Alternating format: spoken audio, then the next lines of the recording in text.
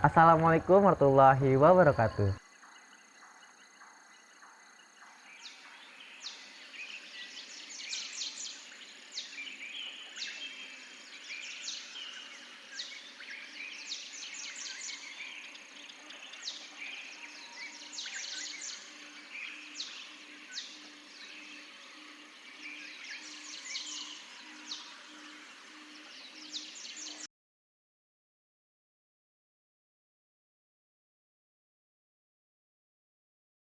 Sejarah berdirinya Universitas Islam Negeri atau UIN Sunan Gunung Jati Bandung tidak lepas dari IAIN Sunan Gunung Jati Bandung karena UIN merupakan kelanjutan dari pengembangan IAIN SGD Bandung.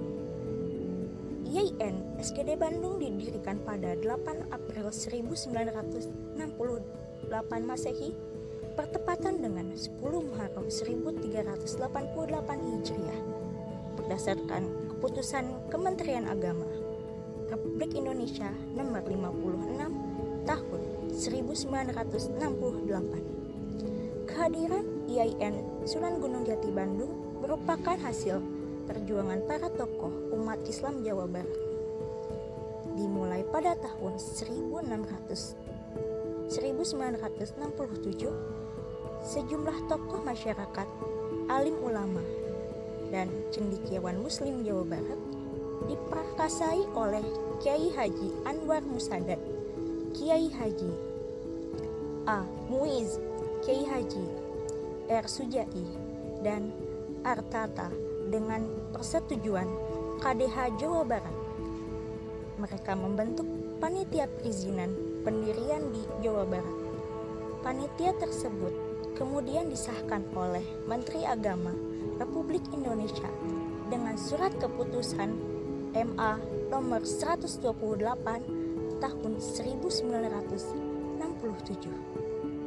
Selanjutnya berdasar surat keputusan Menteri Agama RI nomor 56 tahun 1968 secara resmi berdiri untuk pertama kalinya. IAIN Sunan Gunung Jati Bandung. Berdasarkan SK Menteri Agama tersebut, panitia membuka 4 fakultas, yakni yang pertama Syariah, yang kedua Tarbiyah, yang ketiga Usuluddin di Bandung, dan yang keempat Tarbiyah di Garut. IAIN Sunan Gunung Jati Bandung terdiri atas Fakultas Usuluddin, Fakultas Tarbiyah, Fakultas Syariah di Bandung. Fakultas Syariah, fakultas lainnya yang berada di Bandung, berlokasi di Jalan Lengkong Kecil nomor 5. Pada tahun 1973, IAIN Sunan Gunung Jati Bandung pindah ke Jalan Tangkuban Perahu nomor 14 pada tahun 1974.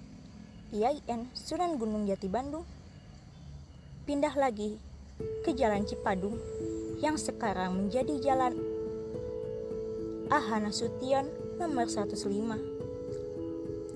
Pada tahun 1970, dalam rangka rayonisasi, Fakultas Tarbiyah di Bogor dan Syariah Sukabumi yang bermula berinduk di IAIN Syarif Hidayatullah Jakarta digabungkan dengan Fakultas Induk di Bandung.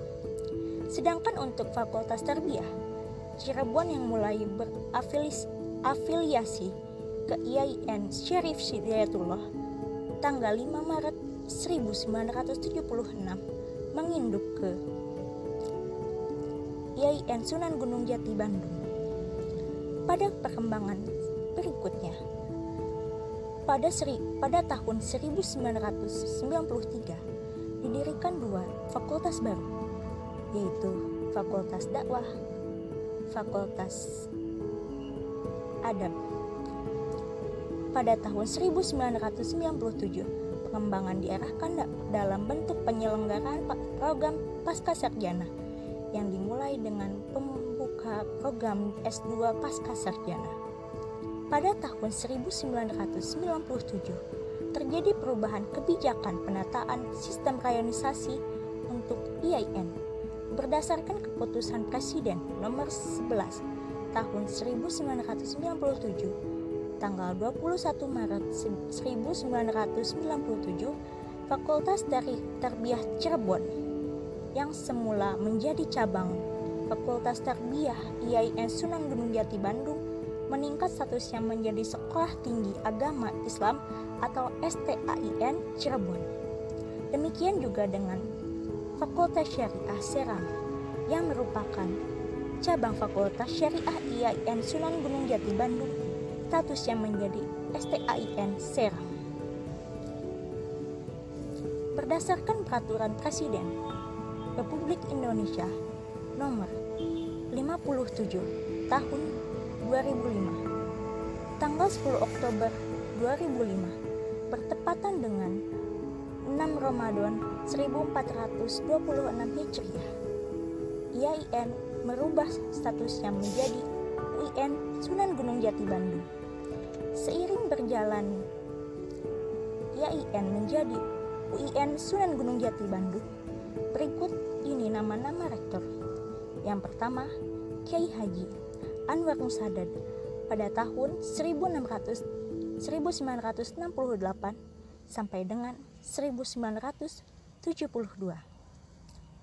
Yang kedua, Letkol Haji Abjan Sulaiman, yaitu pada tahun 1972 sampai dengan 1973. Yang ketiga adalah Haji Salahuddin Sanusi yang menjabat pada tahun 1973 sampai dengan 1977. Yang keempat, Haji Jauharuddin AR yang menjabat pada 1977 sampai dengan 1986. Yang kelima, Dr. Ahmad Jatika yang menjabat pada tahun 1986 sampai dengan 1995. Yang keenam adalah Dr. Endang Sutari AD MSI yang menjabat pada 1995 sampai 2003. Nomor 7, Dr. Nanat Fatah Nasir MS yang menjabat pada tahun 2003 hingga tahun 2011. Nomor 8, Dr. Haji Dedi Ismatullah SH MHum yang menjabat pada 2011 hingga 2015. Yang nomor 9 adalah Dr. Haji Muhtar Solihin MAG yang menjabat pada tahun 2015, dan yang nomor 10 adalah Dr. Haji Mahmud MSI.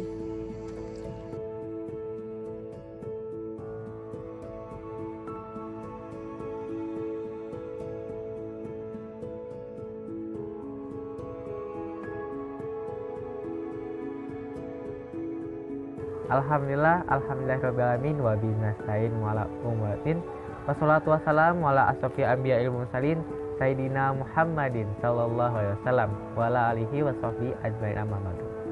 Puji serta syukur marilah kita panjatkan hadirat Allah Subhanahu wa taala atas rahmatnya dan nikmatnya kita dapat bertemu di pertemuan kali ini. Salawat serta salam tak lupa kita curahkan ke junjungan Nabi kita Nabi Muhammad sallallahu alaihi wasallam. Alhamdulillah pada kesempatan kali ini kita bisa bertemu dengan saya Muhammad Maulana. Saya adalah perwakilan dari kelompok 4. Pada pertemuan kali ini saya akan membahas tentang satu tokoh yang sangat luar biasa dan prestasinya dengan ilmunya. Beliau adalah wakil dekan 2 dari Universitas UIN Sunan Gunung Jati Bandung, Fakultas Dakwah dan Komunikasi, yaitu Profesor Dr. Kyai Haji Didin Salahuddin MA. Saya akan menceritakan sedikit tentang kehidupannya atau biografinya. Kyai Haji Didin Salahuddin lahir pada tahun 1966. Beliau adalah anak dari Kyai Haji Muntagin dan Ibu marhumah Sa'diyah. Beliau dibesarkan dan dididik di rumah kediamannya hingga lulus sekolah dasar. Profesor Dindin Salahuddin itu orangnya, beliau itu emang dilahirkan di keluarga santri. Kenapa? Karena memang orang tuanya itu adalah turunan dari kiai, bisa dibilang ajengan di Bandung. Nah, Kiai Haji Dindin Salahuddin itu adik dari Kiai Haji Tatan Taqiyuddin, yang dimana beliau adalah pemimpin dari pondok pesantren Al-Ihsan Cibiru Hilir. Kiai Haji Dindin Salahuddin ini adalah orang akademisi karena dia pun adalah seorang dosen, dan Kiai Haji Dindin Salahuddin ini adalah orang yang sangat moderat. Kenapa bisa dibilang moderat? Karena memang buku-buku karya tulis Kiai Haji Dindin itu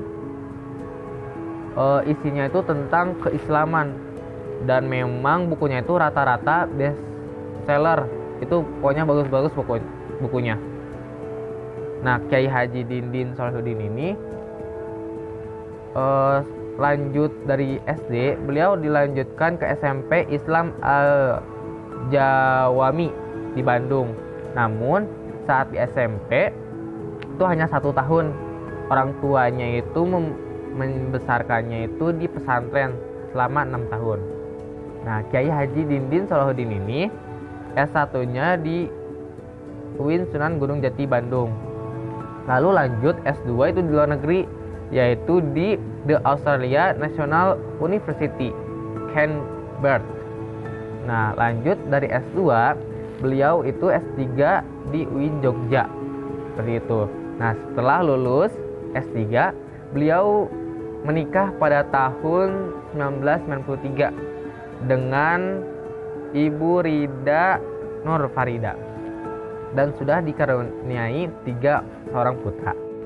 Nah, beliau Kiai Haji Dindin ini adalah pengajar di Fakultas Dakwah dan Komunikasi. Beliau juga sudah menghabiskan banyak karya tulis dan buku. Nah, salah satu buku yang sangat saya kagumi yaitu buku Latahzan for Parents.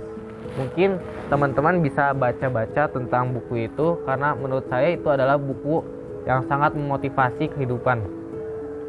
Saya singgung dalam buku Latahzan for Parents ini ada satu halaman atau satu bab yang sangat saya sukai, yaitu di bab 1 yang berjudul tentang meraih kemuliaan. Nah, di sini tuh di bab 1 ini menceritakan bahwasanya ada seorang profesor spesialis filsafat pendidikan yang menghadapi permasalahan yang begitu berat dalam peran sebagai orang tuanya. Nah, jadi profesor ini dia melanjutkan akademisinya, yaitu melanjutkan S3 atau studi doktoralnya. Nah, karena yang namanya perkuliahan studi doktoral, otomatis kegiatannya pun dan pelajaran pun sangat padat. Namun dia pun harus diselingi dengan kehidupan berkeluarganya karena dia mempunyai anak-anaknya. Nah, profesor tersebut, ahli filsafat ini, dia fokus ke akademisinya hingga lupa menjadi seorang ayah untuk di rumahnya, sehingga anak-anaknya itu kehilangan sosok figur seorang ayah. Nah, dalam permasalahan tersebut, profesor ini yang istilahnya mempunyai gelar dan akademisi yang tinggi masih kebingungan saat dia mendapatkan masalah. Nah, dari singkatnya dari kisah ini kita tahu permasalahan besarnya, yaitu tugas orang tua. Apakah tugas orang tua itu sangat berat? Sebenarnya tugas orang tua itu mudah saja, karena orang tua itu bisa membagi waktu, dan sepanjang berbasiskan Islam itu mengajarkan peran orang tua itu bukan untuk membebani hidup, akan tetapi sebagai amanah dari Allah yang telah diberikannya. Mungkin itu salah satu halaman atau bab yang saya paling sukai. Pesannya itu kita tuh harus tahu kalau misalkan beban yang Allah berikan itu jadikanlah amanah dan amal ibadah untuk kita, dan jangan dijadikan beban. Dan sebagai orang tua kita harus mengasihi juga ke anak-anak kita, jangan sampai lupa. Mungkin itu penjelasan dari saya. Teman-teman bisa baca-baca buku Latahzannya, itu sangat memotivasi. Mungkin cukup sekian dari saya. Kalau misalkan ada salah data atau perkataan, mohon maaf sebesar-besarnya. Wassalamualaikum warahmatullahi wabarakatuh.